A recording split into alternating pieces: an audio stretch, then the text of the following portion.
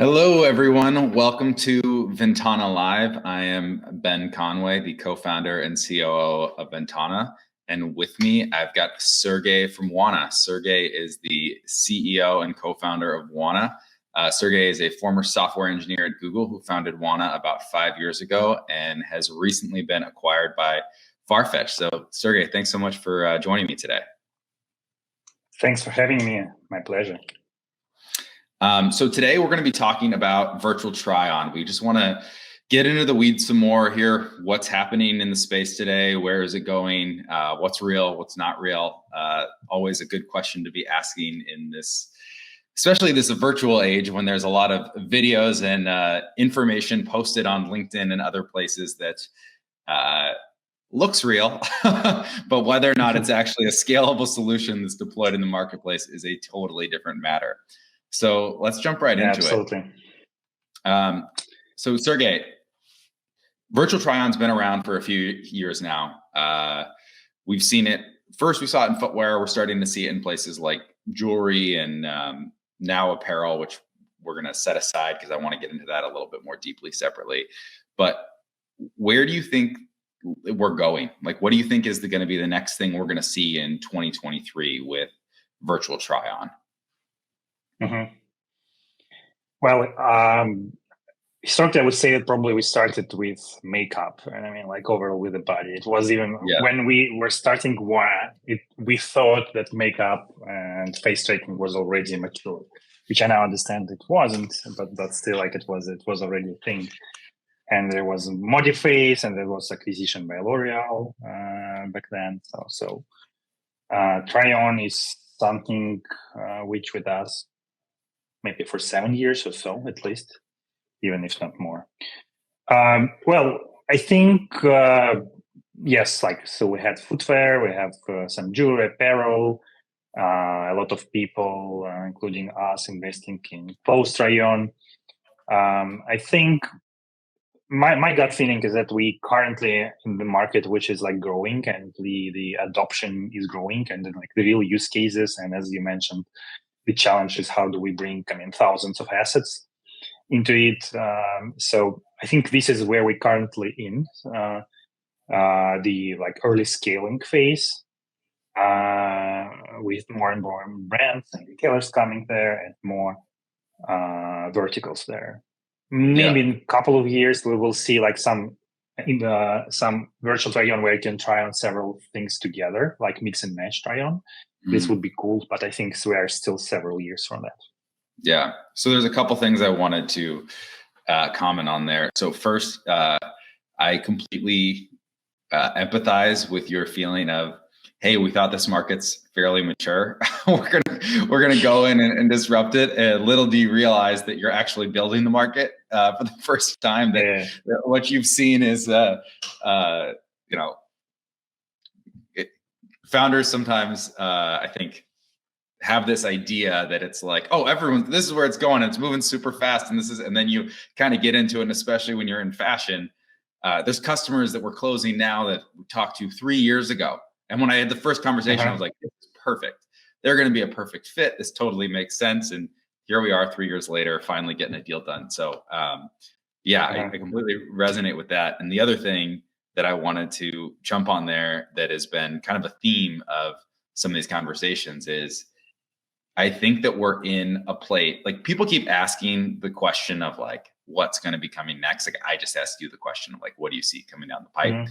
And I think what 2023 is going to be all about is scale for the customers that have actually finding value. And I'd actually love to hear a little bit more about the value that people are deriving from virtual try-on and why customers are continuing to buy from you. But so much of what we've seen in the market in a number of different like 3D virtual applications have been things that have been done like specifically for that purpose. So they've scanned a new set of shoes specifically for that purpose. They've had an agency build an experience for Balenciaga or something else like that for the metaverse specifically for that purpose. Where scale is going to come is when they're like taking the assets they're already building and running them through pipelines so they're able to be used, thousands of assets, and there's not another cost incurred at every single time they need to remake the asset for use somewhere else. Like so much of what we're seeing of people doing has been dozens or maybe hundreds, but like there's not a lot of customers doing really anything virtually in the thousands yet. So I think it's not the answer that everyone wants. Everyone wants to hear more like, I don't know, we're DALL-E 2 is going to be doing all sorts of new things that are going to help us try on, and AI is going to take over and it's going to be incredible. But I think the reality is we're going to be doing a lot of just hard work over 2023. Yeah, totally. It's not something which will make the news, right? So it's not something which you will read in Business and Fashion on the cover, but this is like where the money is and where the value is actually. Yeah, 100%. So let's talk about that for a minute. That we talked about like the value proposition. So what are customers seeing like who implement virtual try-on? Like is it different metrics for different customers? Are some customers looking for engagement? Are some customers looking for lower returns? Like, is that KPI different for different customers? Well, this is a very good question. And it is good because the answers actually really depends on the particular customer, particular use case, and particular situation. And even I think with the time passing, right, the reason why companies bought this solution 2 years ago is different from what they are doing right now. Like speaking about the value, I think there are again several selling points, and I think the what is the most critical is actually why customers love it. It's not like why brands buy it, because brands buy it because customers love it. And the reason why customers love it is actually try on. And I mean, like overall 3D experiences, but try on in particular is probably the only way how you can make this like interaction truly personal in online, right? So because when you go to the store, you can take the shoe from the shelf and see it, rotate it, bend it. Right. You can try it on your feet, and it's very three-dimensional, very volumetric, very like interactive in offline. And online, when you have a phone, which is like not very large usually, right? It's a big challenge. What you usually have just like 2D images there, and it's just a different level of experiences. Because what we see from like our user testing and from talking to users is that people are like they start considering even the items which we didn't want to buy because they tried it in try-on. They see, oh wow, this is how it works, this is how it looks, oh cool. So I mean, like this ability to provide in just on simple mobile phone to provide this really interactive experiences is what customers love. And this is great for brands because brands also want to present their things differently. They just like everybody's not like sick of, but I mean, if you look into the 2D imagery, just like plain images, they're with us since I think 1950s or so when the first printed catalogs appeared, and it's like completely different from offline. So I think this is the main value is just new level of merchandising online. Like this is how you present. This is critical. And so if you say about like the metrics, it's also really depends on brands. Usually why customers buy our solution is because they want to showcase it online, the product, which I previously told, and they also want to appeal to the new young audience, Gen Z,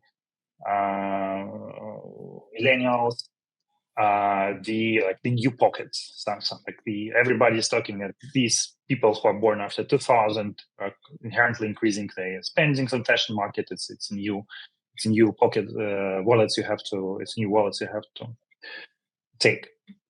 So we see like we have a lot of data from several customers confirming that this is a conversion rate uplift with try-on, but this is like usually not the critical selling point. This is something which people ask, and but this is not like the only reason why they're buying. Nobody buying is just because it increases conversion. Mostly people buy it because this is a new level of experience. So this is like 21st century. This is what the new audience wants. So that's super interesting, and that's you bring up something that I think is important, which is the paradigm that they're looking through for these purchases. They're trying to pigeonhole some of these new experiential technologies into the same categories that they make all of their other decisions about e-commerce or customer interactions, where that same brand might have a presence at the US Open. Maybe they've got a booth at the US Open and they're doing an experience there. Maybe they've got a booth at some other conference that's appearing, to VidCon or something like that in Los Angeles with a much younger demographic, and they're trying to do something around that to engage with those brands. And the way they measure those is very different than the way they measure the placement of an icon or a click to purchase button on their e-com site.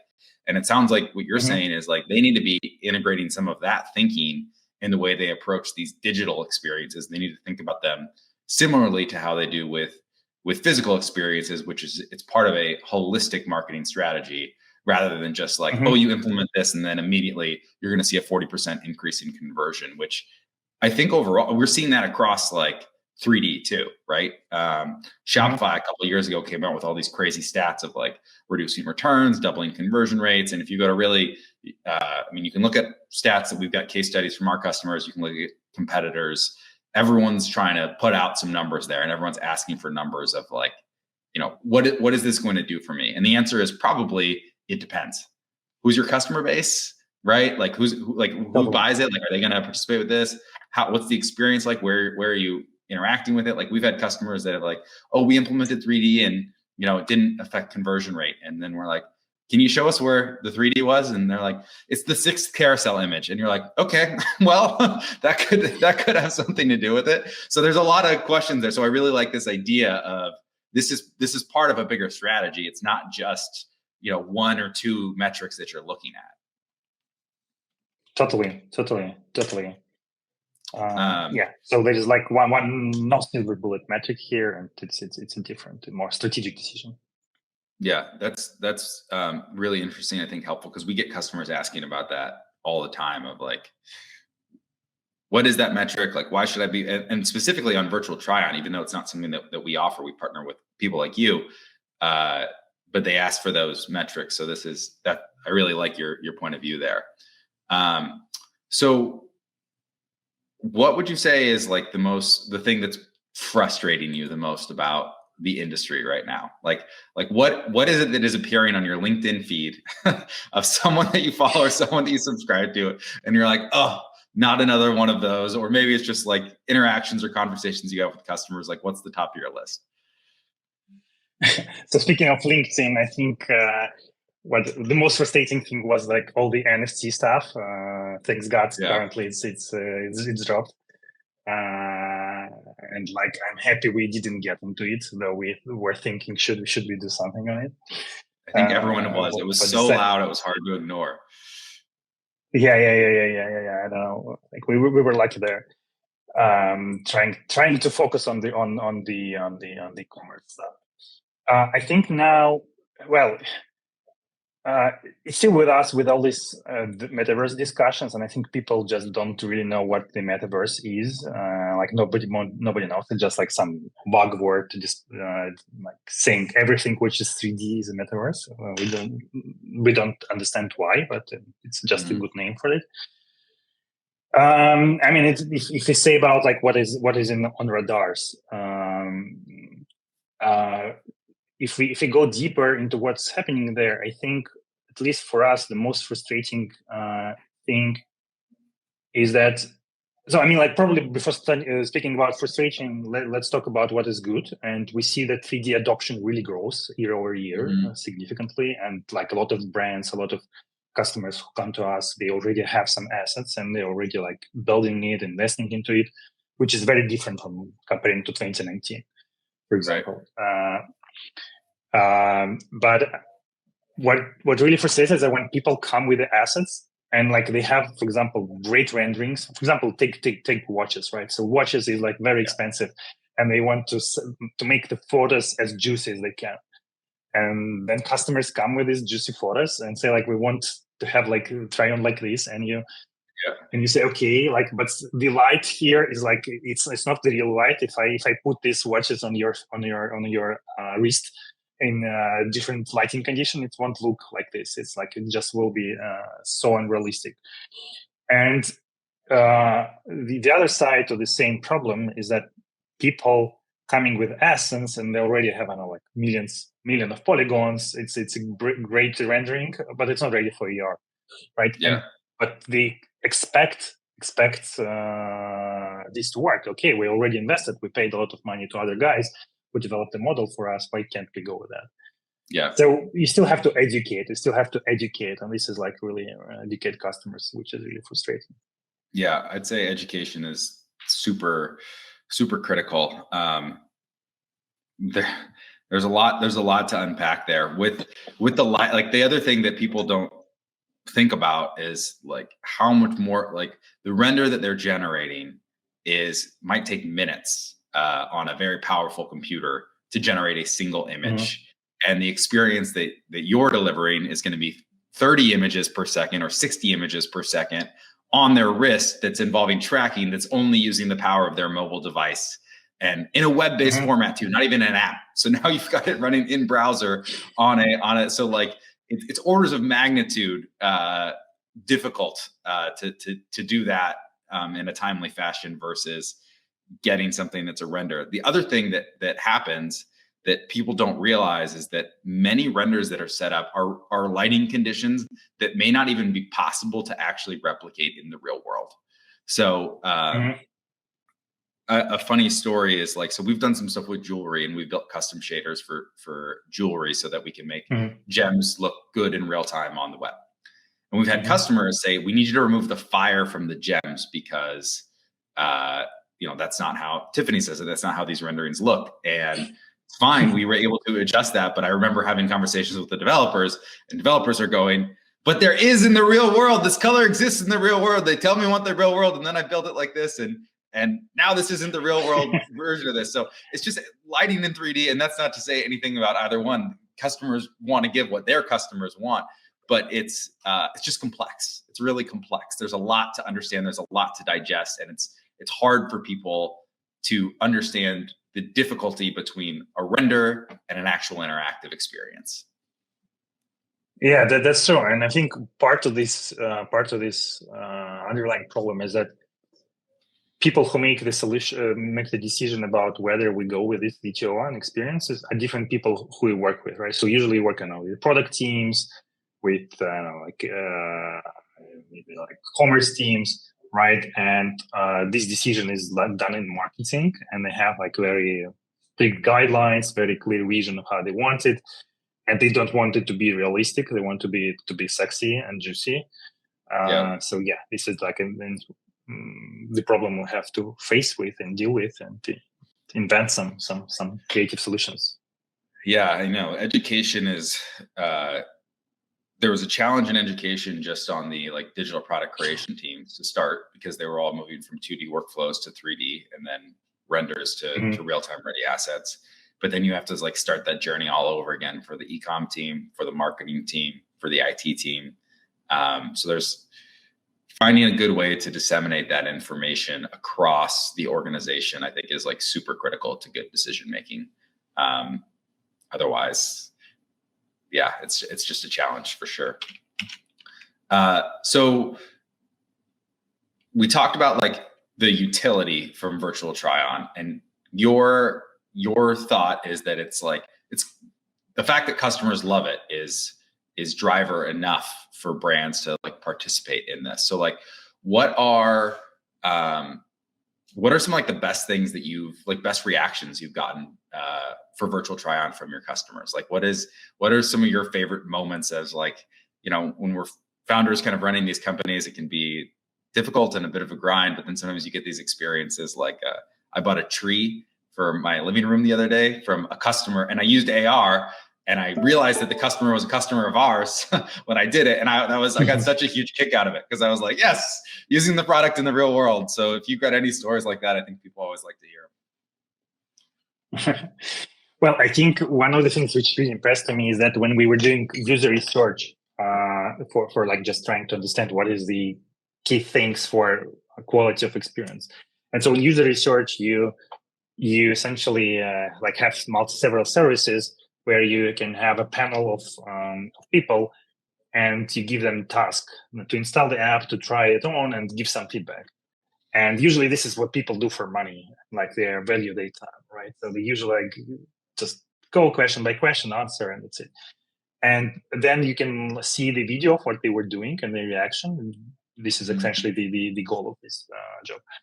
And we had like multiple people who, when first trying shoes on, they just like lost for a minute or so. So they forget everything about the task they were doing. They just like, oh, you can do this. Oh, you can do like that. Or man, this is sick. And someone even calling some friends there. Yeah. So this is really mind blowing. And I think this is what really makes the product eye candy and sexy. And this is what brings the like selling power of it for brands. So I think this was the most like fulfilling moments.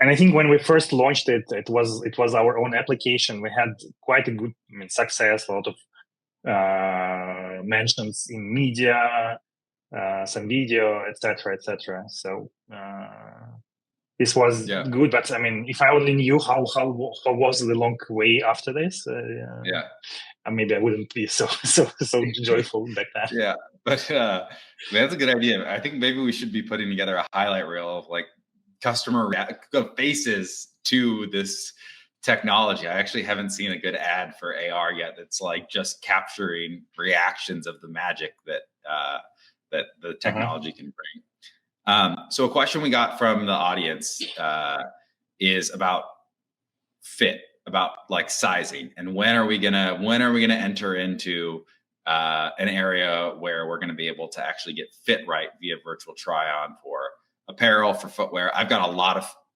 of thoughts on that, but would love to hear your take and kind of how you deal with this. I know this conversation has to come up with customers all the time of like, is this, I'm a size 12, is this going to be a real size 12 on my foot, et cetera, but you give your take and then I'll talk about mine.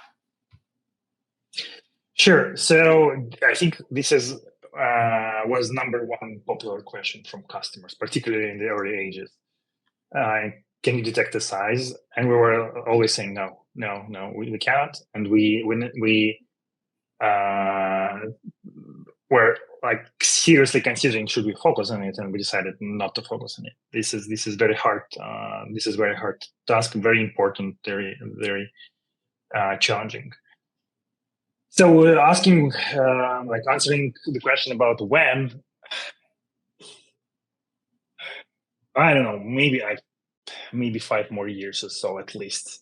So it's not an easy, right? So you can do something, but I think the best solution I've heard for size recommendations is actually based on the previous purchases and like taking the information about the other shoes which work well for you and sending them. Like all other like very sophisticated solution about scanning your foot with 3D scanners and like I never seen them like really getting the great adoption. Like I have some theories why. Maybe just like my main theory is the UX is not that great. It's not something you can use like online at all, and error prone. So quite skeptical about this being solved in these years with just scanning the feet with your camera. So I would 100% agree with you on that topic. And something else that people don't realize is that oftentimes the virtual version, the digital version of let's just say footwear in this instance, may not actually be built the way that the shoe is actually going to be built. So I've talked to customers and they're basically said, like, we know that this won't work for true sizing, even though that's not really an option right now. That's not like a feature that anyone's offering. The model itself isn't set up to fit your foot, deform to your foot. There's so much complexity in that. So I agree that it's going to be a long time before we see anything like that. And the same is definitely true for apparel. Not to mention the fact that like you'd have to, number one, they're usually generating a single version of this. So like if a shirt comes in small, medium, large, whatever, there might be different tech packs that the manufacturer is going to get, but on the 3D version of it, they're not probably generating all of those derivatives. Then all those derivatives have to get stored. They all have to get optimized. They all have to get served. There's just like, it adds an enormous amount of complexity. So to your point, I think that we'll probably get better recommendations engines based on previous purchases. There's going to probably be more data that's going to, that brands are going to be able to put in about their products. And there'll probably be something that's going to do a better job of recommending some of that. And there might be some better scanning solutions where you can input your sizes, but I don't think we're going to reach a point anytime soon with any sort of try on, whether like where, let's say I'm trying on a pair of sneakers. I'm not going to be able to tell that that I need an 11 and a half instead of a 10 and a half, or an 11 and a half instead of a 12. I'm not going to put it on my foot and it's not going to show that it's too small. I mean, it's really challenging, and probably like you don't get any haptic feedback there. So it's really much better to almost skirt that issue entirely and figure out, does this look good? And then have something else make a recommendation for you. That's at least my personal opinion on that. Yeah, totally. We talked with several companies who were developing scanning solution, even like with the front camera of your iPhone. And they learn that inherently, like there are so many that actually food when you walk is different from food when you just like put it on, even you're sitting or putting on the knee of another feet. So it's for different people, it's different. So it's like, it's very, very complicated task. And speaking about having one model for all issues, and actually what we recommend to customers and what we do when we develop 3D assets for our own customers and shoes try-on is we pre-modify the sneakers, so making it like a little bit wider near the ankle. Yeah. So when it's try on, it feels that it's already on the foot.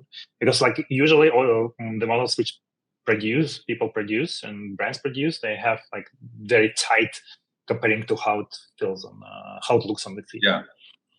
Yeah, that's a really good point. And that's like it's kind of a side note, but what we've spent a lot of time doing with customers recently has been looking holistically at like, what is their 3D roadmap going to look like? Where do they want to go?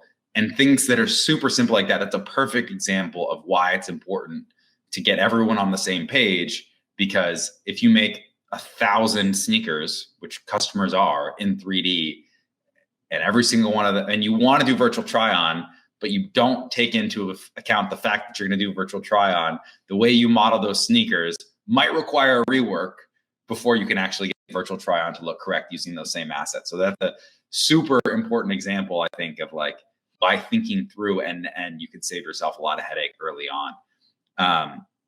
So let's move on to apparel try on, because this is something that's coming up all the time. And I've got kind of like 2 questions for you. So would love to hear your thoughts generally about what's happening with virtual try on for apparel. And then secondly, I want to talk more about some of the big players in tech. So like Amazon starting to offer virtual try on. I'm sure Meta's working on stuff.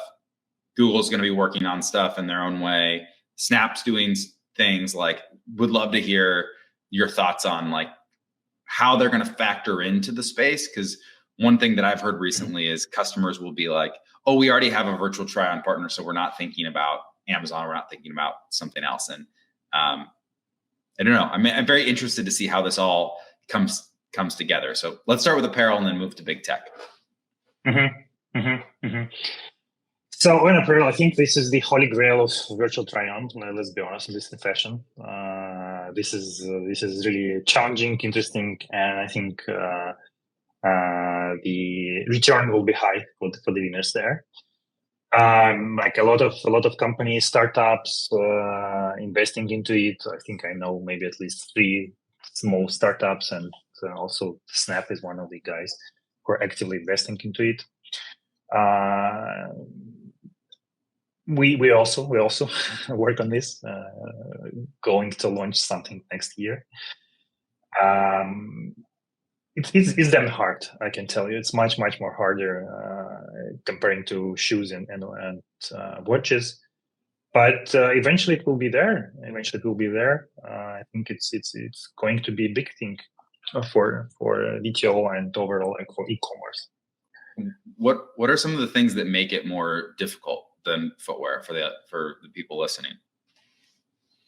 Yeah, I think two things. Like, so overall the body is more like they come in more different shapes comparing to feet, for example, right? So people of different sizes, of different heights, of different genders, and like the body has more degrees of freedom, right? So you can like much more comparing to foot. So this is number one. And number two, which is actually related, is that the apparel itself is deformable, right? So with a shoe or watch, you can model it as a one rigid piece of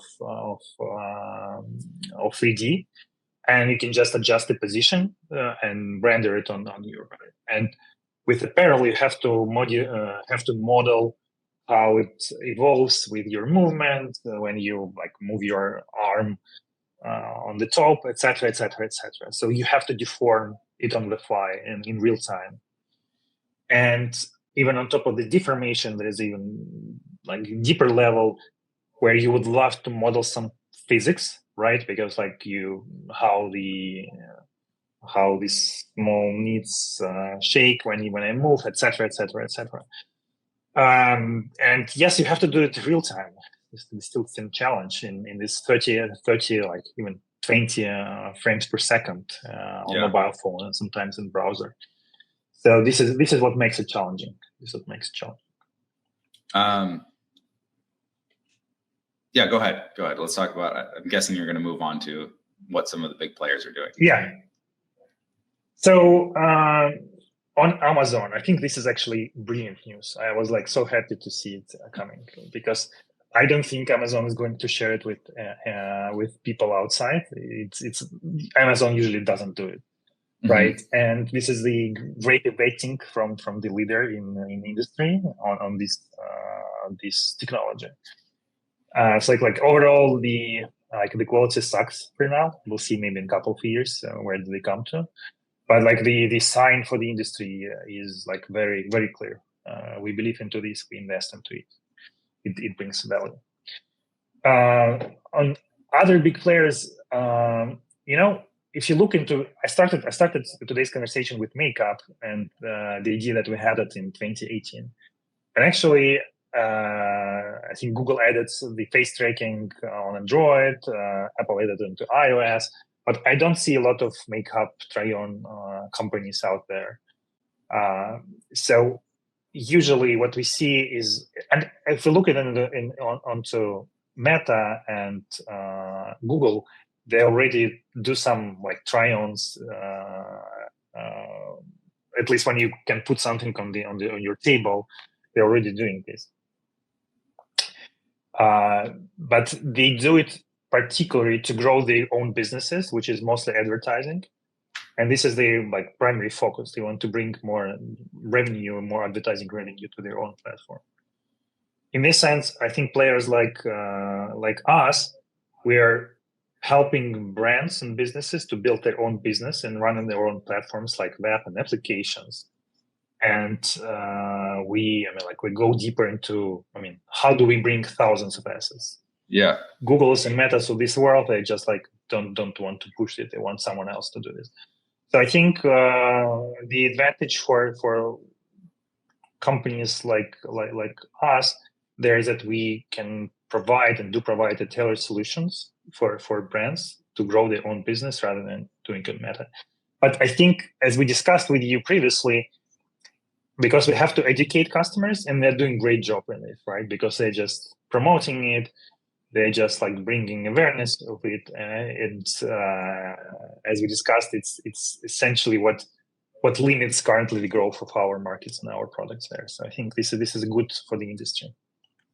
Yeah, I would absolutely agree with you. I think what we say all the time is that a rising tide floats all boats in this, where we're at right now. We're so early on the adoption curve that really anything that's pushing this forward is probably good for all of us. A mistake that we see people make is like really these categories that could be really big and really impactful to their business. Like virtual try-on's a perfect example. There's so many different ways. I mean, there's 2D virtual try-on of like overlaying images on top of you. There's 3D that's going to be more interactive, and there's accessories, apparel, footwear. There's all of these different ways that you could go about it. And people go, oh, we have a virtual try-on solution. Oh, we're already doing virtual try-on this way, so we're not going to consider over here. And it's really different customer journeys. Like on the 2D side of things, that consideration is made. They think about that customer journey and how are they arriving there. But on 3D, the thinking isn't like that. So it gets bucketed like we already have virtual try-on, we already have management, we already have whatever else it might be, without thinking more holistically about what does that look like? Like, are we going to want to have a try-on experience that's really tailored and branded the way that we want to do it, and different and customizable, or are we going to want to have something that's more generic? I just think that's like a really important point that you called out there, is just these topics are rich and there's a lot to kind of explore there. And so it's certainly not a checkbox. A lot of thought needs to go into what's the customer journey and how are we going to interact with our customers on these different channels. Yeah. Totally. Yeah, I would love to add something on 2D try-on because like it's the task is easier, right? So you just have an image and let's put something on top of it. And I'll be honest, at least when we were thinking about closed try-on, we were thinking, should we start with the 2D try-on? We did some user research and found out that, for example, people don't have, like a lot of people, maybe half of the people don't have photos of them within their phones, right? So even if I want to try something, I don't have the photos for that. Surprisingly, we thought that like maybe 80% do have, but not everybody posts on Instagram every other day their full body selfie. And surprising, and it lacks this interactivity. So I mean, it's just a different level of interpretation. I mean, like impression. Sorry. So this is why we decided, that the task is harder, but you have to do into 3D interactive in AR.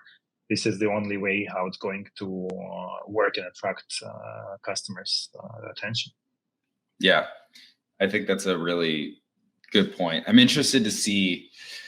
There's people, we might see more like, because like you said, 2D is easier and it'd probably be easier to generate derivatives. So different body types, different skin tones, things like that, being able to select someone who looks more like you. But at the end of the day, I think a lot of us really want to see us in the clothing or the shoes or whatever else is that we're wearing. And the answer to that is pretty much only interactive. All right. So, Duke, going for almost about 40 minutes. I got one question.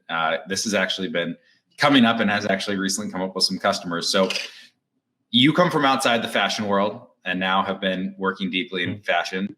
I come outside of fashion world and now have also been working deeply in fashion. This shirt, I think, is my father's from like 20 years ago. And I'd like to say that it was vintage, but it's just a little bit festive for the holiday season. And so that's why I brought it out. So what would you say has been the most surprising thing for you about working in fashion? Kind of your expectations going into it and, what day-to-day is like now? Well, I'll be honest, I didn't have any expectations because originally the inception of VNTANA and the idea was like, we want to do cool stuff, right? And we believe in computer vision and AR. Let's do the cool stuff, right? Okay, we got some cool stuff running, but now we have to make a business out of it. And this is where fashion came into my world. So like I was looking for fashion. Yeah. I was like mostly in love with tech and 3D and computer vision. And I think what actually was probably the most surprising for me, I think it took maybe 1 or maybe 2 years for me to understand, is what is the real essence of this fashion business. what are they like? How do they? What is the essence of the business? And how I explain it to myself is the business of fashion is actually in storytelling. So brands have to, at least particularly in luxury. In luxury, they are constantly telling stories which appeal to customers, and like with every I mean, like quarter, with every season, they have to reinvent themselves to do the new stories. And I think this is actually why VTO has traction in luxury right now, because this is a really good way how to do this visual storytelling and online. And like, I'm particularly not very good at storytelling, and this is not my strongest thing. And this is why I probably couldn't understand that how fashion works. And this is mostly it. But apart from that, this is like normal people. They have business. They're doing business. They have some, I mean, reasoning. I think it's pretty normal in this sense. Just the business is different. It's not technology. It's storytelling. Yeah. That's really interesting and an interesting perspective, because it's also really similar to kind of how we got into it, in that we realized there was going to be a need for, like, everyone's starting to create 3D. We need all these 3D assets. They're going to have to be optimized for these different channels, yada, yada, yada. And then we started talking to people, and then we realized, oh, wow, fashion's really producing a lot of these assets, and there's a lot of good use cases for them. But it was kind of the same sort of thing where wasn't really even on our radars when we first started building the product that we have today. And now it's become, so our core customer base. So I just think, and I think that you're going to see, I think that's a lot of the other founders that I talk to in this space. There's a similarity there. There's like people fall in love with the tech and like the idea of it, and then they find a market that might be able to solve for it. But then there's that big learning curve on our side of like, oh, we're outsiders. We don't really, how does this work? What do we need to understand? And now I find myself talking about collections and seasons and stuff like that. Yeah. And what are the difference between brands? Like, yeah. Absolutely. Well, Sergey, thank you so much for taking the time to chat with me today. Everyone who's joining us, thanks so much for listening in. Happy holidays, everyone, and we'll talk to you soon. Thanks for having me. Goodbye.